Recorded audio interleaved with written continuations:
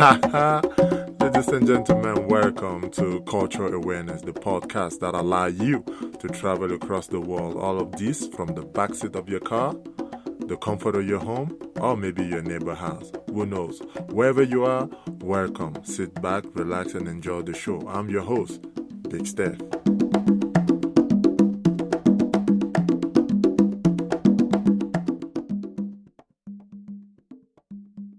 Haha.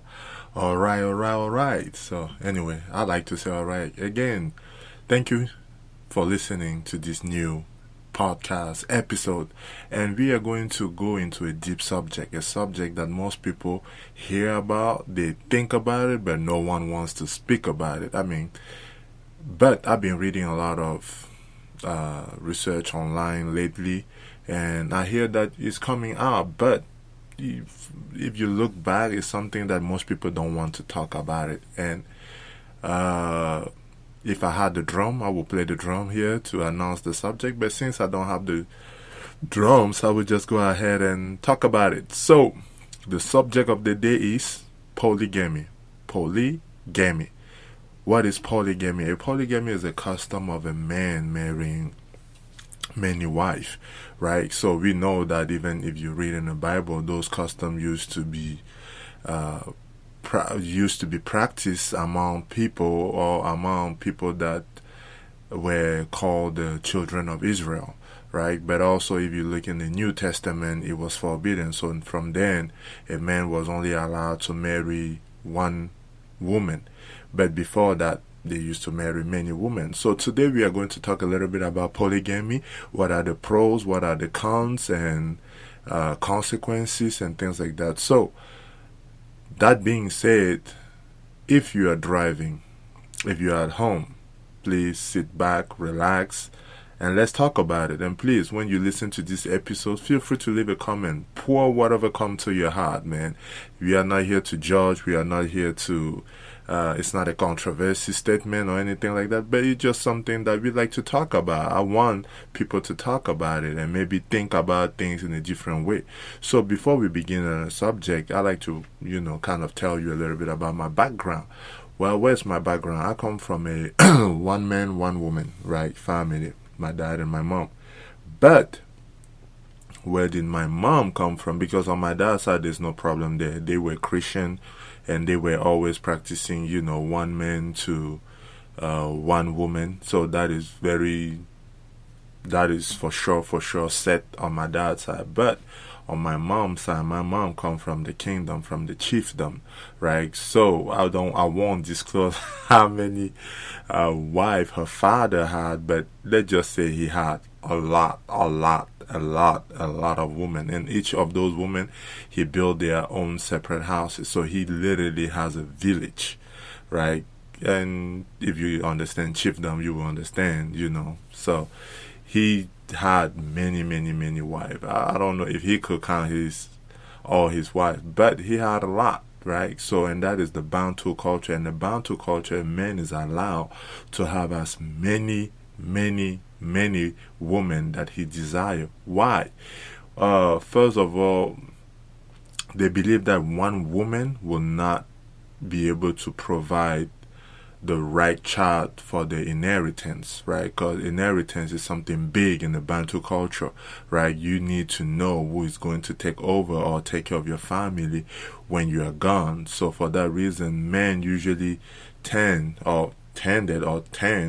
till now, because it's not something that stopped. It's something that we're still doing, right? So men usually tend to marry many women, so that among those children that they will have with all these women, inheritance, like I said before in my previous episodes, we live in the patriarchal society. So inheritance will come to a man versus a woman, right? So what will happen is all those boys will have to grow up passing series of tests, right? Through those testing is when we find out who is going to inherit the throne, who is going to take that place when father goes from this world to the other one.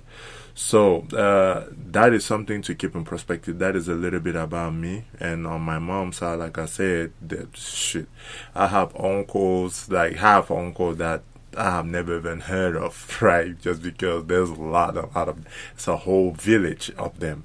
So that is a little bit about me, and I thought that it would be good for me to talk a little bit about this subject.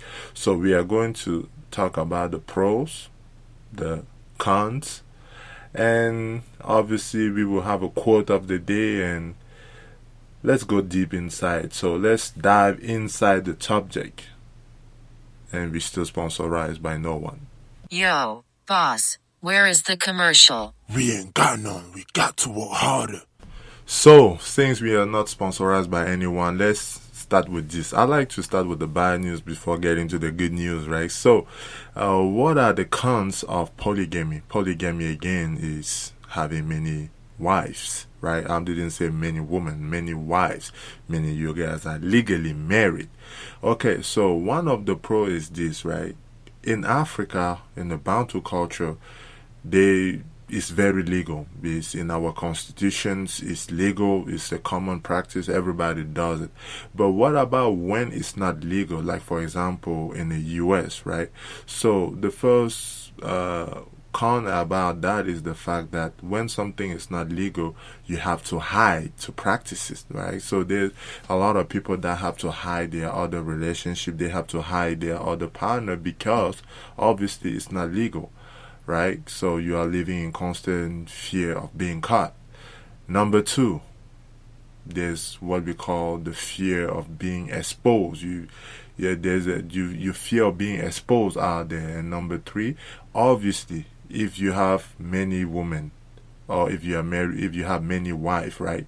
So what comes with that is responsibility. You have kids that you have to take care of, because if each woman decide to have just 3 kids, then you having to feed 6 kids total, including yourself and your 2 wives. So there's a responsibility, there's a financial responsibility that comes with polygamy. That's why in Africa, most polygamous people you will see are wealthy. Not everybody can afford to have many wives. So most polygamous people that you will see in the Bantu tradition are wealthy, because one of the rule of having many women is the fact that you have to be able to take care of all of them, right? So the consequences, the cons of that is, if you don't have the money, then you cannot really practice it the correct way. So that is another consequence. Another one, number 3, is dispute, argument, right? So women will always be disputing again among each other, and they will put you in a situation where sometimes you have to make a hard decision. Sometimes it's tough, sometimes it's tough when one woman is putting you this way, the other one is putting you that way. So it's like, it's not something that you want to have to deal with every single time. But again, those come with the territory, right? You chose to be polygamous, then you have to be able to handle your house accordingly. You have to be able to separate the dispute, the fight. And another consequence, speaking of that, is inheritance, right? There's always inheritance dispute. Whenever you pass away, what happened to your family? We've seen recently in my country where a rich billionaire, he took care of his family very well, but he had like 2 wives, and when he passed away, first thing that happened, they were in court, right? When he was alive, none of that ever happened. That you knew he had a control of every single thing that went through. Even the grandkid that he had, everybody knew their place. Everybody knew what to do. But as soon as he passed away, guess what? Dispute started. Each wife, because he was a billionaire, each wife wanted to have a piece of something. So, and that caused trouble within the family. So another thing is less time and attention, right? So, like I said, another thing is less time and attention, not only of the children, but also of the wife. Because what happens when a man has too many wives? Well, you can't focus on all of them the same like you would if you had only one. So, first of all, among the kids, there's going to be lack of attention of every single child, right? You can't control each one of them. You won't give the same attention. There's going to be jealousy that begin, right? Some women are going to get jealous of, why are you doing this for that kid, versus you are not doing this for this one, right? So that is always a problem, and that will again create dispute. So, and finally, when there's bankruptcy, the whole family remain uninsured, right? Because bankruptcy means everybody now have to depend on themselves versus depending on the man of the house, which is the husband. So those are a little bit what I call like the pitfall of uh, polygamy. But polygamy is not all bad because, first of all, as a man, right? As a man, there is no. I mean, I'm not gonna say there's no man, but we all know that as a man, at one point of time in your head, most men want to have as many women as they could or as they can, right? So that is not something that a man is going to deny that, oh, and it never crossed his head. Did it cross your head? Yeah. Did you have to practice it? No. But it's something at least that you have to admit that, yes, at one point there's some men that want to go out there and experience other things, right? So that being said, let's go on the pros of polygamy relationship. Number one, there's something called the share of wealth because in our Bantu tradition, usually when a man had many wives, it was also to help with with the tasks of the family. Like for example, we knew the man was the hunter. He was going to go out there and provide for the family. He was going to go on the field, because they usually had farm. So, or they, even now they still have farm. So he will go out there and do what he has to do. But among the wife, who is cooking what, who is taking care of the kids. So everybody in a polygamous relationship has a job to do, right? So the task is shared among everybody, including the man of the family, because he has his responsibility. The first wife, which is usually considered to be the queen mother, like we usually call her the queen mother. So she has control over the other wife that came after her, because why? She's the first one. So when you are the first wife, you have a control of the rest, and usually you are, as the first wife, when there's other wife that come after you, you are the one that is directing pretty much everybody to their task, which is still happening today in the Bantu tradition. Another benefit is when a man has a variety of choices, like he will not step out like we think, right? So if you have about 3-4 wives, like usually some men they will be like, I have enough. Most men will say that they have enough, and there's not going to be such thing as unfaithfulness, because he's allowed to do it, right? So there's no consequences of, oh, you don't have to hide to, I don't know, look for your second, third, fourth wife or anything like that, because you are free. We know that as a man, that is what goes in through your head. So they're just pretty much giving you the freedom to do it, but legally. Does that make sense? So it's a little bit like that. And I have plenty of pros, so I will start going and listing each of them one by one. So in a biblical sense, most great men of the Bible and the Quran had more than one wife, right? So that being said, who are those great men? You had Jacob, you had King David, you had King Solomon, even Prophet Muhammad. He also had many wives. So that is a trend that you see. Most great men of the Bible and the Quran had more than one wife. So another thing to think about is this, right? So polygamy is a cultural thing. It was practiced by many cultures, like mine, for example, the Bantu. So that is still a benefit. It keep the culture intact. It keep, how when some people go to a country and they would like to visit and they want to know more about the culture, they want to know what the culture has to offer and things like that. Well, most African culture, or the Bantu culture, will offer polygamy. Why would they offer polygamy? Number one is the fact that through polygamy there's a freedom of choice. There's a freedom of, there's, the why freedom of choice, meaning you have the right to choose as many as you want. That is obviously for the men, since we live in a patriarchal society. But there's also what we call leadership responsibility, right? It's in some time when you didn't have like three wives, like more than, at least more than two wives, you were not considered a man. So there was a status that came with having many women. It's power, it's knowledge. Because imagine if you can handle all those disputes every single time. Hey, you are considered to be a man. You are considered to be a great leader. And especially when your kids succeed in life, they'll be like, he did it the right way. So there's that status of, in the culture, in the tribe, of being powerful, where when you have many women. So another thing about polygamy is this.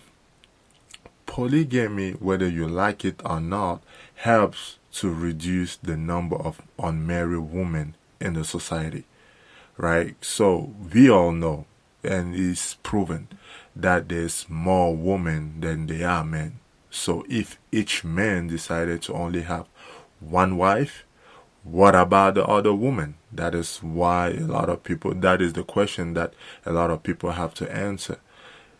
So, that being said, the remedy to that is a man being allowed to have many wives. What is another consequences of each man having just one wife? Well, you have prostitution, right? So if you have, there's prostitution, because not every man, not every woman has a husband, has a man that is capable of taking care of them, right? So you can say that, oh, I'm good by myself and everything, until you're getting old and you realize, I need somebody to talk to, I need somebody to rub my feet, I need to have that partnership with somebody, So a lot of people believe that by having a husband, by having a spouse mate and things like that, that allow you to be able to express yourself. So that is still a benefit of polygamy, since it reduces prostitution, obviously, in a society. And also there's a limitation. They call it a, I don't like to use it. I don't like to use use it as a term, but they call it bastard child. There's less chances of having a child without a father within a polygamy relationship, because if you need as a child to have somebody to look up to, well, with polygamy, they all have to look up to that husband, right? And even when that husband passes away, you have a big brother from another mother, or somebody that you will get to look up to. So that is still another benefit of polygamy. So there's plenty of benefit of polygamy. And for example, polygamy teaches a man to learn how to be patient, right? So a man learn how to be patient through polygamy, right? Because many of us know that patience is a great virtue. And most of us know that women do all kinds of things that ain't no infuriate or frustrate men. So if you can handle more than one woman, my friend, you are powerful. You really are patient. Because some of us, just when you only have one, like sometimes, no, I'm not saying that you don't love her because she get on your nerve, but sometimes they do get on your nerve. It's just the nature of being a woman or being a man. So you have to learn how to be patient by handling all of that. That being said, I'm going to say something a little bit controversial here. So, this is what I think about polygamy, right? Because if a man go ahead and marry 4 women, each woman has 3 kids, you have to really applaud this man. Why? This is why. I think polygamy proved that men have what I call a humanitarian spirit in them. You will say, well, how come? Imagine a man that has 4 wives and 3 kids, and he's really able and willingly. It's not by force. He's really able and willingly take care of each one of those kids, provide for them food, shelter, how can I say, clothes. Isn't this man being a humanitarian? Could you imagine if this man only has I only had one woman, and what would have happened to all those kids that each woman would have had? So I think polygamy actually bring outside of us the humanitarian spirit of men, but obviously it's going to be controversial. But it's something. This is also cultural awareness. We know it's going to be controversial. So I'm just saying that polygamy actually shows the humanitarian side of a man, because he has a lot of responsibility and he's willingly able to do them. That being said, let's go to the quote of the day, y'all. Quote of the day coming up next. Yo, boss, where is the commercial? We ain't got none. We got to work harder. So since we are back, right? So everybody here if you're following my podcast, you know that I like to give what I call an African proverb. And this is the quote of the day, right? When you do not ask while growing up, you become old while still ignorant. When you do not ask while growing up, you become old while still ignorant. Remember that. That was the quote of the day. That being said, I don't really have a particular story for you today, just because I felt like the podcast was supposed to only be about 15 minutes. So we will catch up on next episode, where I will just go on maybe 2 story and we will talk about it. But please, if you are following my podcast, feel free to share, like, comment, and also don't forget to check out this African restaurant in Plano called Taste of Cameroon. Obviously, I'm from Cameroon, so I'm promoting the motherland. You know, I'm originally from Cameroon, so I'm promoting the motherland, which is, remember, we have a lot of flavor. You will really find something that you will like there. It's called Taste of Cameroon. It's in Plano, Texas. Obviously, they will apply mostly to people that are living in Texas. But again, go check it out, man. Check it out and let me know. I know some good chef over there that can really cook some good food, and they do it from home. So it's probably going to be all cash only. But you send in your order ahead of time, maybe 2-3 hours ahead of time, and they cook it and make it for you. So don't forget to check it out. Taste of Cameroon. By the way, I'm not getting paid for commercial. I'm just from Cameroon and I like the food. And I approve this message. It's not a presidential campaign. So let me know what you think of polygamy. Let me know what you think of the quote of the day. Leave comment and everything, and I will start replying to every single comment that I get. And don't forget, we are on many streaming podcasts right now. We are on Google Podcast, we are on Amazon Podcast. You just have to type cultural awareness and you will find us. We are on, obviously, Apple Podcasts, we are on Spotify, the big news is we are also on iHeartRadio, which is amazing, right? I can't believe they pick it up, but hey, they accepted me, so I'm in. It's not like I get any money now. It's just that they accepted what I'm doing, so which is pretty nice. But we are on almost every single streaming podcast you can find out there, whether it's Spreaker, like I said, Spotify, Amazon, Google, Apple Podcasts. We are on everything, iHeartRadio. So please leave comments and everything, and I will reply to all of them, because that's my job, right? This is what I chose to do. That being said, again, God bless you. Be productive. Do something you love. And check me out on Instagram, bsteph77.